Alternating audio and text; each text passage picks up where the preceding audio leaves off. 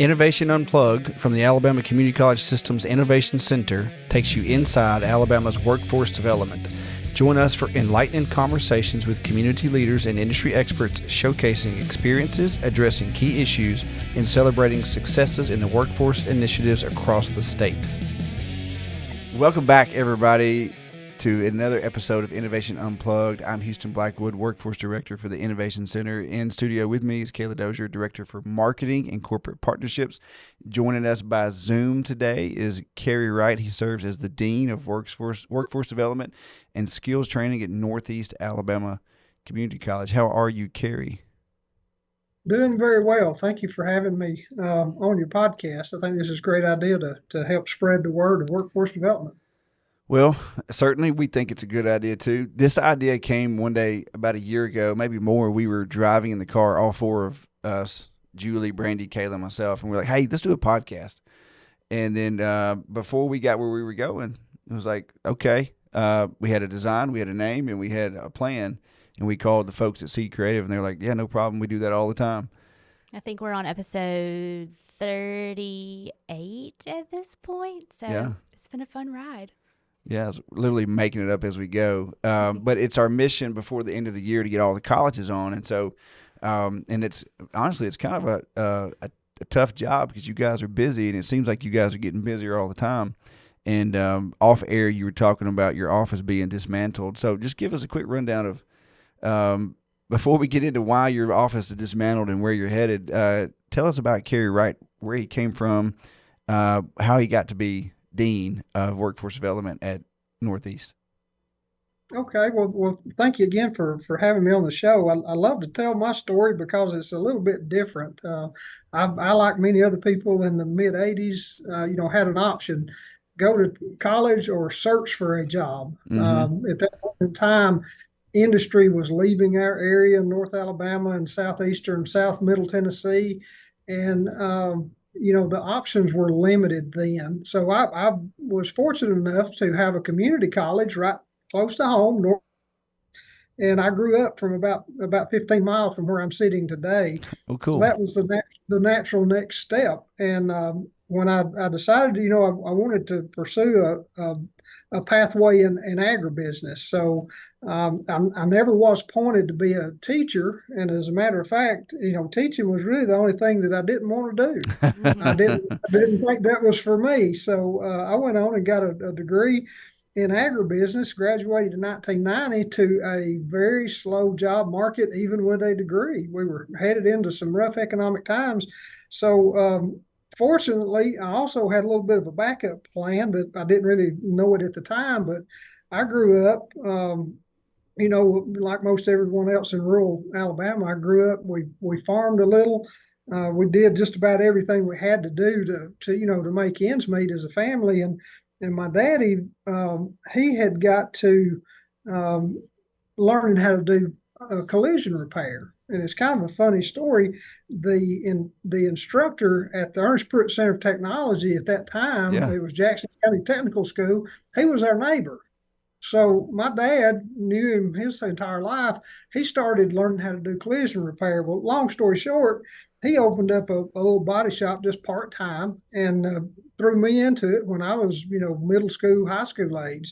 So I learned how to do collision repair coming up through high school. Well, fast forward to getting a college degree and no job, I ended up coming back home and I ended up opening up a body shop and spent 10 years in the collision repair business. And one day, my wife, who was an elementary teacher, came home and she said, have you ever thought about being an ag teacher? And I said, well, not really. And kind of dropped it at that. Don't want to. Didn't really want to. Wasn't my, but I got to thinking about it. And I thought, well, maybe I'll try that. There was an opening posted. Well, I go and speak with the principal at North Sun Mountain High School in Higdon. Yep. And I talked to her and she told me, she said, I've already actually recommended someone for that job, but thank you for coming. So in a year's time, I got to thinking about that. And I thought, well, that may be something that I'd be interested in doing. And lo and behold, the following fall of 1999, that same position came open again, and I was fortunate enough to have been able to get that job. And it was not without, some contingencies. Like I mentioned, I didn't really want to be a teacher, so I didn't have a teaching certificate. So I was hired on the premise that I would get teaching certificate within a 2-year period of time. And fortunately, I was able to do that. And once I got into it, I was hired as an ag teacher. And, I started immediately just teaching, the things that I knew. And, I grew up, on the farm, working on cars, carpentry, all those things that we used to do back when I was a kid. I started teaching kids how to do that. And I just by, I guess, grace of God and good fortune, I was able to work my way into an administrative role that put me as the career tech director in Jackson County Schools. And from there, built a relationship with Northeast and Mike Kinnemer. Y'all probably remember Mike. He was the dean here. We kind of started that dual enrollment journey together when I was still in Jackson County. And one day an opportunity came to come up here and work with Mike and Dr. Campbell and workforce development. And I guess I was in the right place at the right time and get to just kind of share my story and my passion for the skilled trades, because I ended up making a living with my hands for 10 years after I had earned a degree. And what I try to convey to students is that you can do both. You don't really have to choose one or the other. You can do both of them. And as long as you work hard and try to do things the right way, sometimes good fortune comes your way, whether you're looking for it or not. So that's kind of my story in a nutshell. And with the job comes a lot of responsibility, but I love coming to work every day because the things that we do get to touch lives of those young people and older adults who need it. So that's what makes me wake up every morning, is the thought of being able to be in the pathway of someone that needs something that I can direct them to. Yeah, you never know what that kid that walks into your office is looking for, that calls on the phone. I've had the unique pleasure of working with a lot of Jackson County students when I was at a different college, and that college had a line worker program. And because of the recruiting for that, we went a lot to talk about the line worker program. And but so then when those students would come to that course, I mean, you talk to them and you hear their backgrounds, and much like yours, they realize that a little bit of hard work and just a little bit of training, they can have an incredible life. And these kids would go on to work for Alabama Power, TVA. Some of them making close to $100,000 after 2 or 3 years, overtime and all that. And so you just never know what that conversation is going to look like for a kid. It just doesn't know.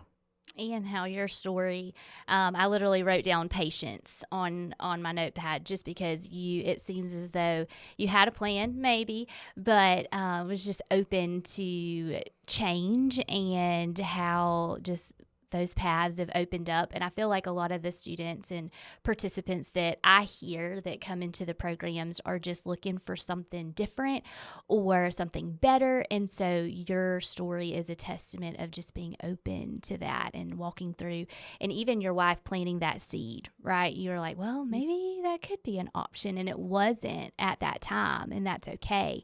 But a lot of the individuals I think that you're coming in contact with on a daily basis can learn from your story too. So thank you for sharing that on air, because sometimes you don't have an opportunity to share your story every time. So thank you. What's it been like, Kerry? We'll transition swiftly. What's it been like when you were doing all the things workforce at Northeast, and then the Innovation Center came along almost 4 years ago now, and then Skills for Success became the brand that came out of that, and here we go saying, hey, Northeast, why don't you run these courses? What do you think? What does it take to do that up here? What was that like for you? And before you answer it, let me cut you off and just say, whatever you want to say it. Like we have thick skin, because it's a different experience at every campus, and every culture is different. So we want to hear the truth, because it's entertaining, and it's also helpful. So don't hold back. You can tell us exactly what you think and how it went, and so because I want to know the truth. Well, you and I go back, and you may not remember this. It may not have impacted you, but you were one of the first people that I met when I started here. It was Uh-huh. at a meeting in Montgomery at the Workforce Solutions. You were one of the first people that came up and introduced yourself to me. So, we go way back, and when the Innovation Center idea, came about, we had the traveling road show that was coming out and promoting Yep. this concept. And I guess I was on a learning curve because I come in and I see what Workforce Solutions was about, and, touching industry through some non-credit training, and of course, we're post-secondary community college, and we've got the credit programs that we're promoting heavily, and they're very pointed toward specific careers. So when this thing really started coming together and was becoming a reality, I kind of thought, this I thought first it may be a little bit too good to be true, because there was a really good story that was going along that we're going to offer all this training and it's not going to cost anybody anything. And I'm thinking, okay, that's optimistic. But after we got to going, I was, I guess, skeptical to start with. And you and I had a lot of conversations, and I asked a lot of questions Hmm. because I didn't really see how the pieces were going to fall together. But once it's come into play, I see how that concept is reaching a lot of people that were probably otherwise unreachable through the traditional community college process. We're touching those lives of people that were, for whatever reason, hesitant to take that step into a post-secondary program. But now we're getting a chance to introduce them to a variety of career fields. And I'm not sure how every other college does it, but I know with Northeast, we take that and we tell them that's step one. And we encourage them to take a step two, whether it be, finding a job where you can be, gainfully employed and paying taxes, or do you want to take another step and look into how this degree program can continue to propel you forward? So, I'm seeing it as something that is, I think that there's enough time gone by now that everyone is seeing that there is some meat to this concept. It's not just talk anymore, because the action is there backing it up. So, I was a little bit slow to take that first step because of the uncertainty of what's it going to do to the programs we have in place now. The CDL program was the first one we went into the Innovation Center with. Yeah. And I wasn't really sure how that was going to impact us moving forward, but it's been a very positive thing. We've been able to we went from one truck and one instructor. We've got two trucks and two instructors, and we're trying to find a third one. Right now. So I see that that has been a huge benefit for a lot of people that may have not otherwise had access to some of this training. That's for sure, and that's the goal. I think it's fair to say that none of us really knew. Like the chancellor had the vision. He was like, "Hey, y'all go do this. Figure out how it works." And so we had an idea, but you guys, by asking all those questions, Kerry, that's what has made it great. And even the ones like, "Nope, I don't think it'll work that way," and ask a few more questions, then we come back to a solution that works for you, because you guys had a good model for all the stuff you were doing. Things were running, classes were filling up, and you took a chance on us, to the point where I think you're about to, or you already have taken over the regional, for your service area, the school bus training for your school systems. What was that process like? Because you had never done school bus training before this whole thing came along, right? Well, no, we had not done any bus driver training at Yeah. all. I had personally. I Yeah. Yeah. had gone when I was a teacher, and my when that uh, when everything transitioned from the, I guess, USDOT Yeah. down to community college system, that was one of the first things I thought would be a great asset for the secondary school system, Hmm. because there's a lot of moving parts that the school system has to manage in that process. And, I knew that because I had dealt with it in my 20 years in secondary. I knew how cumbersome it was. And actually started a conversation with, a young lady that's on our staff now a long time ago about, what if this gets to a point where the college can actually, absorb this training and provide it on a more widespread basis. And, we had some intentions of having it going before we got it started, and things didn't fall in place exactly right on the time frame I was looking at. Right. But we have been able to get it started now, and we worked out an agreement with Jackson and DeKalb County Schools, and have got a partnership with them to train all their bus drivers. And I think it's going to be a good situation for all of us. I think it's going to be a huge benefit to the school systems, because we'll be able to absorb some of that burden of getting all these people through all the processes of it. So I think it's going to be a good situation for all of us. How did you get that message out to those school systems and to the community to recruit new drivers, driver candidates? How did you get that message out to them? How did you sell it? Because I'm always curious what it takes from a college standpoint to sell this to people who don't know what it is. Because we had to sell y'all had to buy in. So then how are you selling it to your community? It was about as hard as it was you selling it to me. No. When I went in and just made the pitch on here's what the community college system can do for you. Yeah. Both school systems were a little bit hesitant because it sounded too good to be true. They thought you're going to take this off of our plate for us. Mm-hmm. You're going to let us have that really the oversight of who comes through the program. And, we were up front with them and told them, right off the bat, we're not going to recruit your employees. We're going to support you in vetting those individuals that can become bus drivers. And I said, if we can support you in the recruitment, we're going to. And that's what our plan is moving into, later on into this year, is we want to be able to promote bus driver training for these two school systems. And, once we worked through some of the logistics of it, there were lots of questions that were asked, and, rightfully so, because this is a new concept, new process. So we had that open line of communication where they could ask questions, and, I would call and ask you questions to make sure that I was conveying accurate information. And, once it was all said and done, we actually drew up just it was a semi-formal training agreement with each of these school systems. Yeah. And we identified what it is we're going to be able to do for them, and they identified how they were going to contribute to the process as well. And we've taken it one step at a time, and I think our first couple of students are currently in training right now. So we're just now getting the wheels on the bus going round and round, so to speak. I like it. That was a good plug. I think that's the name of this episode.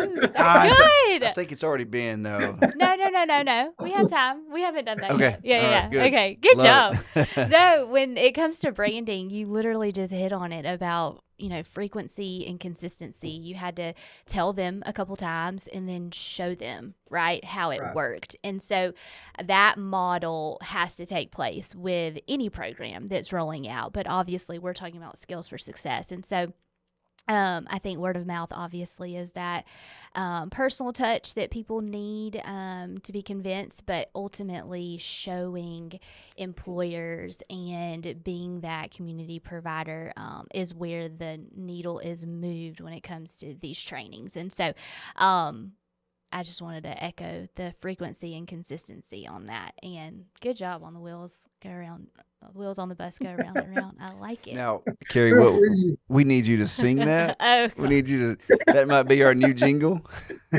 I think we'd probably have a network breakdown if I start singing. No, that's never funny. know. It could go viral.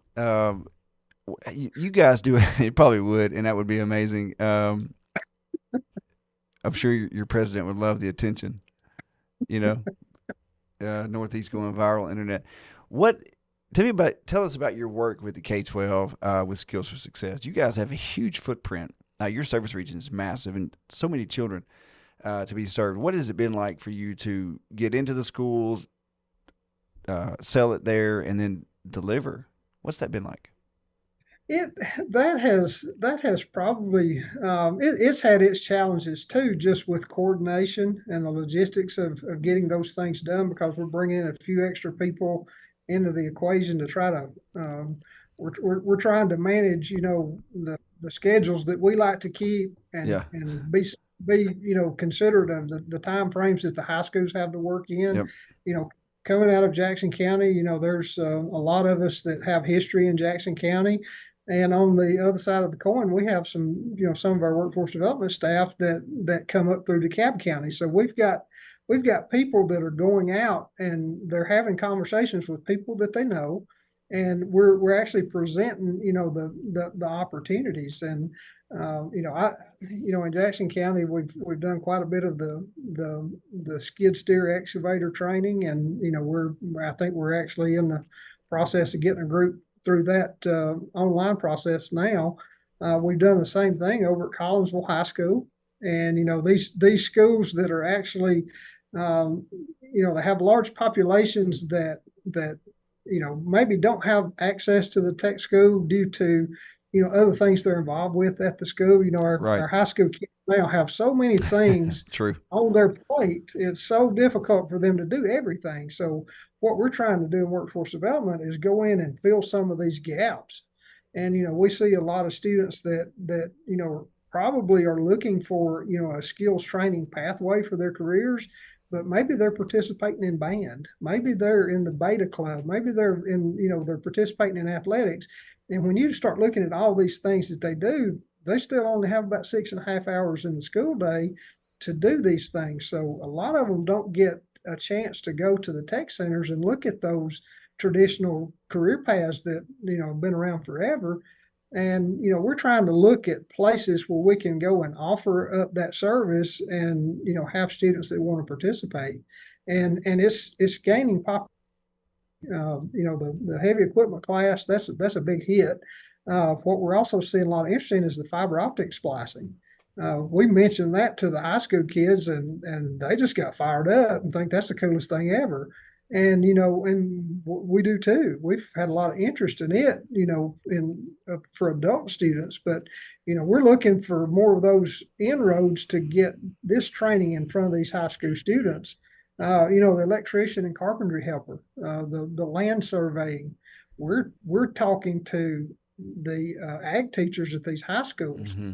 and seeing if they can incorporate that in things they already do. If you're familiar with agri-science curriculum, electrician helper, carpentry helper, and even the surveying and forestry, things like that, they're already in the curriculum. So this is another chance for us to bring in just a little bit different perspective on some of these age-old, career path and skills pathways that, a lot of the youngsters are just missing. So, I guess, to go back and answer the initial question, our visibility and presence in front of these students is what's helping us kind of bridge these gaps.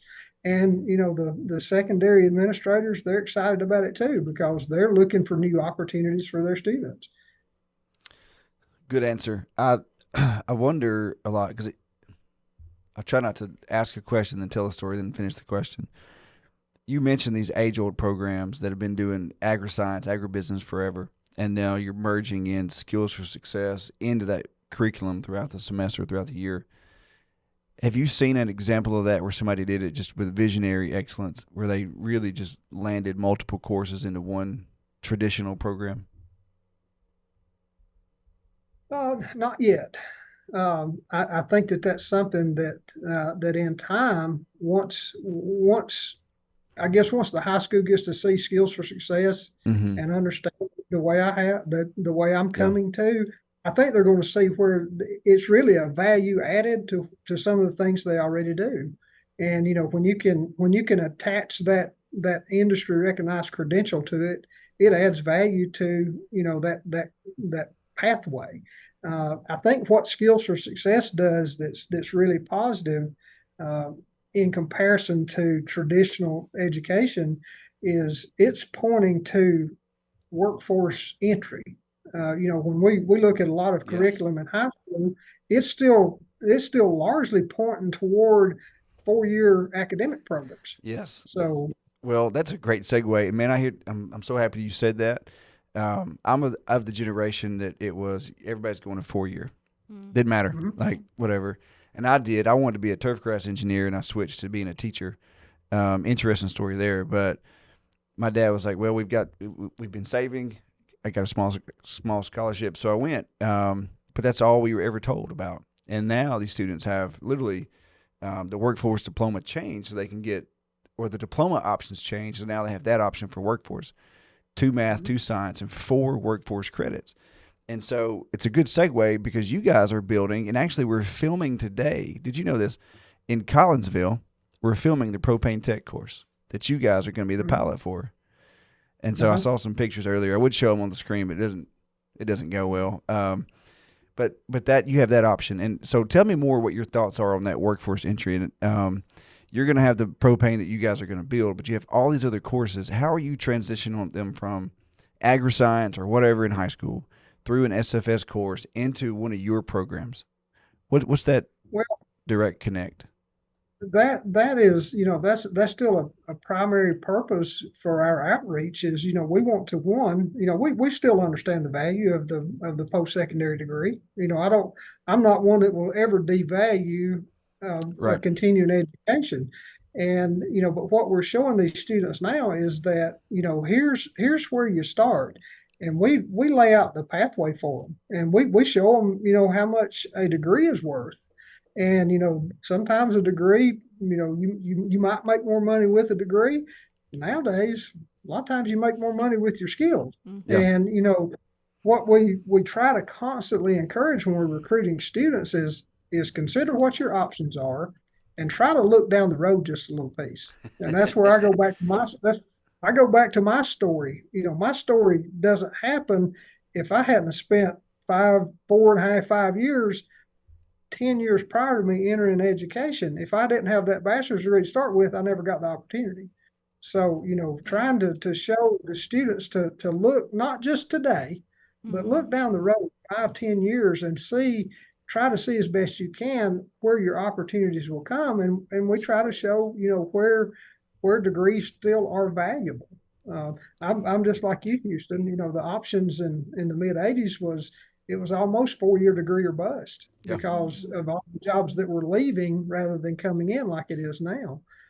So we try to promote the whole story. We try to promote the whole college, and by putting these skills for success programs that are a little bit familiar in front of these students, it gives us another sound bite on how to show them how valuable it can be. Well, on that note, as you're talking, I am tracking with you, and we talk a lot about the skills gap and providing training and how high school students are now being exposed to careers that were not magnified, throughout the last couple of years for them. And so from your perspective, this has come up a lot recently, more so, I would say, in the last year than the previous years, of connecting the dots for employment. For high school students, they're exploring, they're learning, they're being exposed to new things. But ultimately, we do all of this training. We go, we do the post-secondary education ultimately for that job, right? And although it may not be our role with the community college system to pair someone with a job, but from your perspective, or what strategies are put in place for these high school students to ultimately gain employment, or these students that are going through skills for success, having that option for employment, but also seeing the pathway, how to further their career. So I would love your perspective on that, of connecting that ultimate gap that we have in getting individuals employed. Well, one thing that we've done, and I think this is very impactful. We actually have some of our local industry partners that are involved in teaching these courses. The heavy equipment training we have in Jackson County, we have one of our partners that is located, very close, within a half mile or so of their tech center. We actually employ him as an adjunct instructor to go there and teach. So his perspective takes it directly to, here's what your skills are going to bring you when you're employed in this field. And he gives them the other side of the coin. We're promoting heavily, the educational piece of it. By us being able to we've had good fortune of having some good industry people that want to step up and assist with this, sometimes for their own purpose, because they're actively recruiting. Absolutely. If they see a youngster that's got, just the natural ability to do this right off the bat, they develop close relationships very quickly. So, there's no better way to promote employment than having a group of students see one of their classmates get hired. And, that kind of goes across the board with all of our industry programs, but that's what I think makes it successful. When a company comes in and hires, that says more than probably we ever can on how good the skill set is, because they're seeing it and they're living it. And then that employer comes back for more, right? Like that becomes their community provider for jobs in the area. That's awesome. Yes. And word gets out pretty quick. Well, that's a cool story to tell. Now, I think we're catching some of that in our employer, what's it called? The Skills for Success Impact Surveys we sent out. Yes. One of those, in the central part of the state, the county sent sent up to 25 equipment operators for training. So they were laborers, employees, and they took them all to one of the colleges for 4 different machines, and they saved a total of 1,200 days of training that they would have had to have done otherwise, on the job training. And so, and those folks, they all got a raise, they all got a promotion from that training. And so we get that upskill that's really important. But more importantly, we get these new folks getting a new job for the first time and starting their careers. Have you seen any particular examples of either one of those where y'all have trained to upskill a group? I think you got some stories. Or have you seen kids get directly get jobs out of Skills for Success? We're just starting to see some of that. Last year was our first, our first larger groups of the Skills for Success students. And, Right. We did see some of those students that did heavy equipment operator training. They were hired by not only the company that our instructor owns, but there were some other companies in and around Jackson County or working in Jackson County that actually picked up a few of these students. So we're seeing that. And one of our goals now moving forward is we're sharing Skills for Success with our industries. And, to start with, we were kind of, had tunnel vision on just pitching this out to these students that we see are very receptive to something new, but we're seeing that we have a lot of students that are taking it pretty seriously, and we're coming on the backside and we're pointing it to industry now. So when industry is seeing what is happening, that helps us to build that base for employment. A lot of the companies that we see, and you all know this very well, since COVID, a company will hire almost anybody that shows up and has a good attitude. Yeah. And what we're seeing is, Skills for Success, that's a little notch in their belt. If a student finishes that, it shows early that they have some initiative. So, I know that we have kids that have gotten some jobs at some of our manufacturing plants that came through Skills for Success and had something to put on a resume. So, that was something that pointed us to the thought, well, maybe we need to be promoting this a little bit more heavily in a non-traditional environment. And I think that's, moving, throughout the remainder of, 24, 25, I think that we're going to see more industry involvement to come in and recruit out of this group of students that are taking another step to do something productive. I hope so.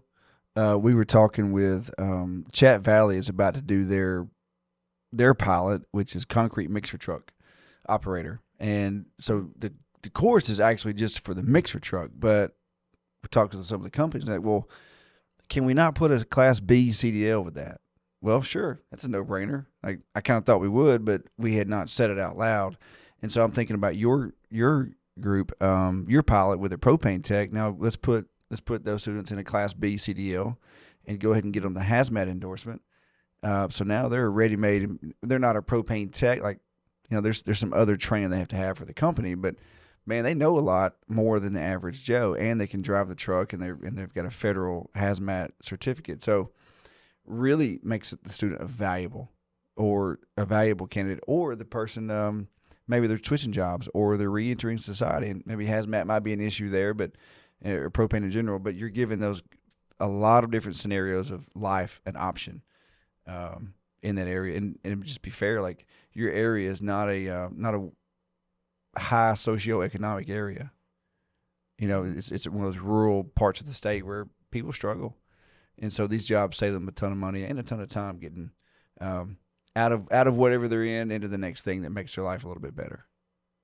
Mm-hmm. And you're very right. Those are things that we're continuing to look at. And, back to conversations you and I've had, the more things that we can package, we're currently working on trying to kind of assemble some of these and maybe advertise it as a short certificate, a short non-credit certificate, some way, just to offer up a package that does just what you said. Okay, here's you a few things you can get some training in, and here's how you can complete it.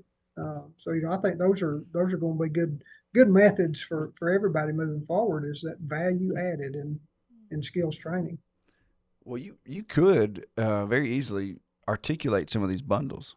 So you could make it a short certificate, and then we're not talking tons of hours, but a 3-hour credit. If you bundled electrical helper, carpentry helper, flooring is going to be open soon, plumbing maybe by the end of the year, first of the year. So you got those 4 things. That's a pretty nice bundle, and that's really a lot of training in those 4 courses. So, and then you drop a Class B CDL on it. Now, man, that's 6 hours, of an associate's degree. But you guys have that ability to articulate any of it any way you want to. And everybody could do that differently. It'd be nice if it was consistent, just so it makes it easier across the state. But you have that option to articulate whatever you want, and there's a path for that. I can send you the link right now. But you could do whatever you want and build articulated credit for the Skills for Success courses. And now your students are not just certificate holders; they're college students. Yeah. And now you've got them, and they're hooked on Right. you. I don't know. It's just something to consider. Let's pivot a little bit to that building. You mentioned earlier that your office has been dismantled and ostensibly you're moving. So tell us what's going on with this massive, exciting development. Well, it is a really big deal for Northeast. That we're one of the beneficiaries of one of the new workforce skills training centers, Mm-hmm. and we're actively moving into 55,000 square feet of new instructional space, and for Northeast, it's a really big deal because we're situated. The DeKalb Jackson County line goes right through campus, so we actually have a footprint in both counties, and this is something that is getting visibility that we've not previously had. Dr. Campbell, he's a visionary, and I guess it's been about 15, 16 years ago. Um, he wanted to start adding some technical programs here, Mm-hmm. and he purchased an old feed and seed store that is situated just across the County Road 47 from the main campus here at Northeast. And he purchased that store, from a family that their business had run as far as going to. They were settling, they were moving away, and he purchased this building and had it renovated into a skills training building that housed an industrial electronics, a welding, and a machine shop. And that whole building was 15,000 square feet. And we had another program on the opposite side of campus, and one on the Yes. back and one Yes. on the front. So everything was scattered everywhere. And this building's enabling us to move all of these modern manufacturing programs into one setting. And for the college, it's a really good. It's going to be a focal point for economic and workforce development in our region. Mm-hmm.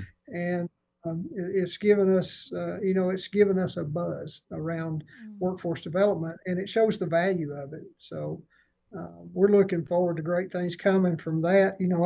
I think that, the real benefits are going to be seen on down the road. Sure. We'll see 15, 20 years from now, we're going to see a large mass of people that benefited from, the vision that started a long, long time ago. And it's a really exciting time for us here. I can't imagine when I left Calhoun, they had just maybe just broke ground or were about to on their building, and it looks similar to yours. So I'm excited because that one is probably about 80% complete. So I'm excited for you because I know how it is having those old buildings scattered in 27 different places and trying to give somebody a campus tour is like, well, let's get on a golf cart or an Uber and go across the county to You do have to pack a lunch. Yeah, for real. So that's going to be really nice for you. When do you actually get? When's your first class in that building? Well, we actually we had one of our industrial electronics classes actually started last Tuesday, I think. Okay. They came, Yay. did just a little. I think it was mostly just come see what the new building looks Sure. like. But But we had class. Yeah. yeah, we had class. We'll call it that. But we're transitioning into it now, and we've actually got I think some of our machine shop students are finally getting to see some of the machinery. We started moving that heavy equipment back in July. Gosh. So our machine shop students have been stuck on simulators, for, the first few weeks of class, and Yeah. they were chomping at the bits to get in there and see what this machine shop looks like. So we have our ribbon cutting ceremony this week, this That's right. Thursday, actually. And we should be, hopefully by Thursday, we're going to be up and running, and we're going to be able to hear machines running and seeing students actively doing some things. Good for you. That's growth, man. Because now you have the cream of the crop building, the top of the line facility, and it's going to attract all the students. And you're going to see everything that's coming in that's available to them, and a lot of it granted or funded or scholarship. Bridging some gaps. We're short on time. It always happens. We talk, and it seems like we've been here 5 minutes, and we've been here almost an hour. So in the closing, what does the world need to know about Northeast? What's the next big thing for you guys? What are you working towards? Well, like I tell every person I to, Northeast has something for everyone in our community. And I think that it's the epitome of community college because we have, from non-credit offerings all the way to academic transfer, skills training, industry training. We have fine arts. We have a really successful arts and theater program. Northeast we've got our first women's softball team that is having a beautiful stadium built right now, slated to be opened in early November. And we just added, in the process of adding soccer. So Really? we're starting soccer. We're fixing to start on a soccer field. So that's the diversity of opportunities at Northeast is broad enough now that there's not anyone that wants to learn or do or participate in some type of educational experience. We have something for them here, and that's something that I know Dr. Campbell's led the way on that in his tenure as president to make sure that the college is accessible to everyone. So that's something we're very proud of. And I think the sky's still the limit. We still have a lot of potential that we're working toward very feverishly. Yep. Well, I've seen what you've done with our product, and asking the right questions, pushing the right envelopes, and finding your way that works best for your community. And that's what, if I say one thing about it, what Kerry Wright has done is he found a way to use what we had that works best for his people in that region. So that's really impressive, and we appreciate that. We honor that. And we're thankful just for the time today to hear your story and see what's coming. And, Kailah's always bringing folks back, inviting them back, in 6 months or a year and see what that looks like for you, what's growth, what's new, and just to take measure of all the awesome things happening up there. So we appreciate your time, Kerry. I know you're a very busy man. Well, I thank you for having me on the show. This has been fun. I always love to tell the story of Northeast Yeah. and look for the next person that comes by looking for an opportunity. Yeah. Well, we appreciate you. Kailah? All right. Thanks for joining us on another episode of Innovation Unplugged. Please don't forget to like, share, and subscribe on all social media platforms. Have a great day.